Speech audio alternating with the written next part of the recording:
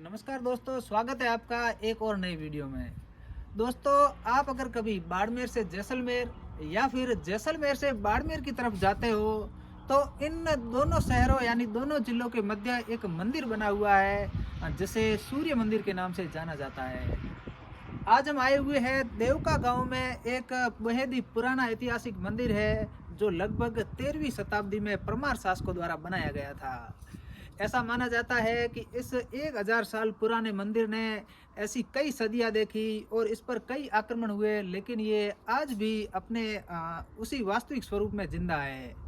हालांकि इस मंदिर के गर्भगृह में कोई मूर्ति नहीं है, लेकिन इस मंदिर के इतिहास के बारे में और अन्य जो भी मुझे जानकारी पता है वो मैं आपको बताने की कोशिश करूंगा। दोस्तों, इस मंदिर के अंदर जैसे ही हम प्रवेश करते हैं तो हमें नज़र आता है कि इस मंदिर की जो छत है वो लगभग 22 पोल पर टिकी हुई है, लेकिन वह पोल लगभग 15 से 16 पोल पूरे टूटकर बिखर गए थे, जिन्हें वर्तमान समय में बदल दिया गया है। और 4 से 5 पोल ऐसे हैं जो अभी भी लगभग 1000 साल से अपनी जगह पर है। मैं आपको एक बार चल के दिखाता हूँ।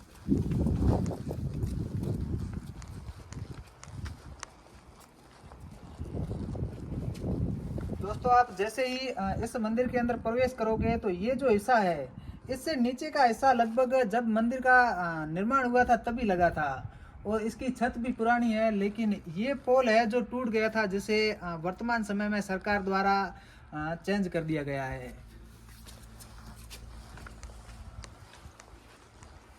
एक बार दोस्तों इस पोल पे भी आप नजर मारिए तो ये आपको दिखेगा कि ये भी वर्तमान समय में भी लगाया गया है।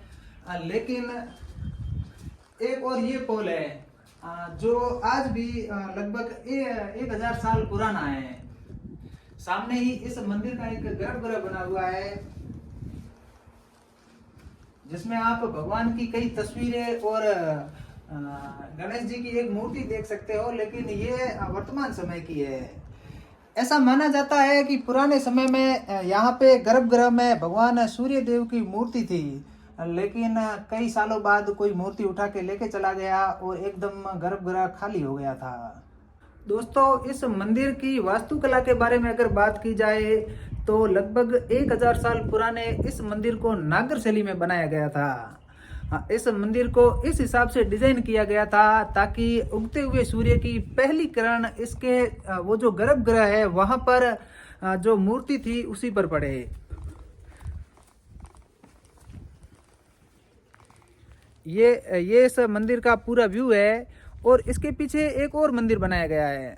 एक छोटा सा मंदिर है। उस मंदिर के बारे में भी मैं आपको जानकारी दूंगा। एक बार उस मंदिर की तरफ हम चलते हैं।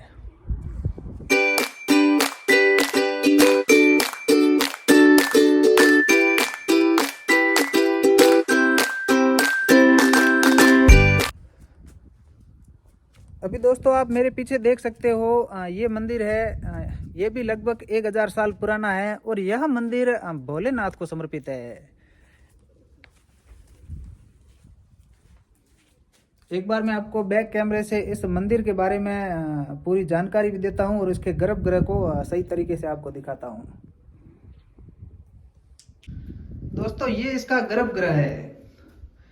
इसके अंदर एक शिवलिंग है, लेकिन ये उस समय की नहीं है, उसके बाद किसी के द्वारा रखी गई है।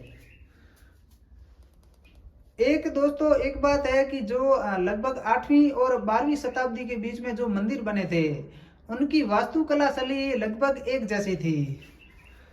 यहाँ पे भी कुछ मूर्तियां बनी हुई है। ये एक गणेश जी की मूर्ति है। यहाँ पे मैं अच्छे से नहीं समझ पा रहा हूँ, लेकिन ये भी किसी देवी देवताओं की मूर्ति लग रही है। और इस पूरी मंदिर के ऊपर शानदार कलाकृतियां उकेरी गई है।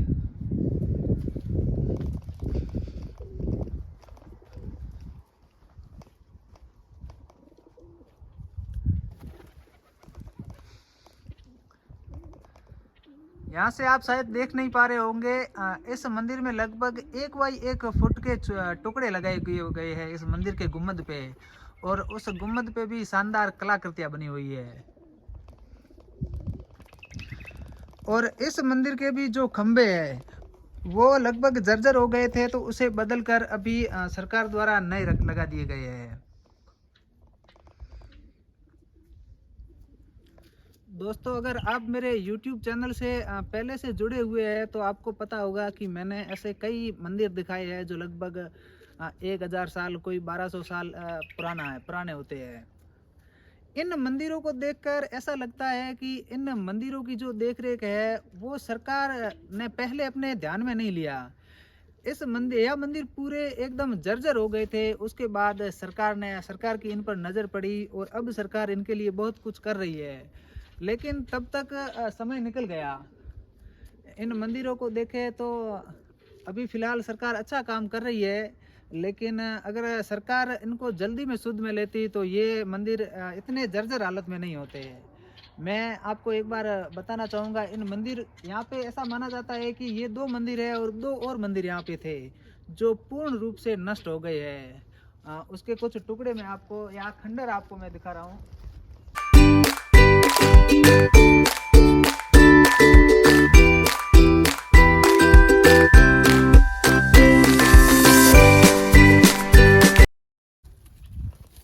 दोस्तों, ये देख सकते हो जो मंदिर टूट गए हैं उनके टुकड़े यहाँ पर पड़े हुए हैं, जिन्हें अभी हम खंडर भी नहीं कह सकते, मात्र इनको पत्थर बोल सकते हैं।